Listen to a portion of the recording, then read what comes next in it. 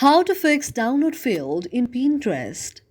If any day you are a Pinterest user and your download is being failed in Pinterest, do not worry as we have got the perfect solution for this.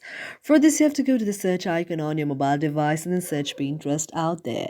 After that, you have to tap on the very Pinterest application, and after you tap on that, you have to go to the option of app information.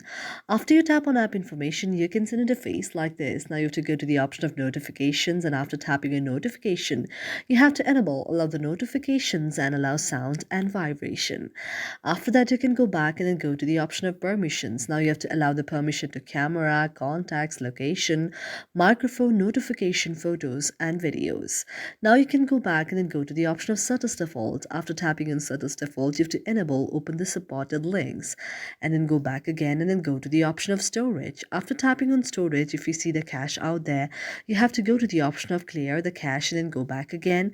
Now you have to go to the option of app details and store. After tapping on app details and store, if you see the option of update out there, you have to update your very application. And after updating your very application, your very problem will be solved. You have to wait until it reaches 100%.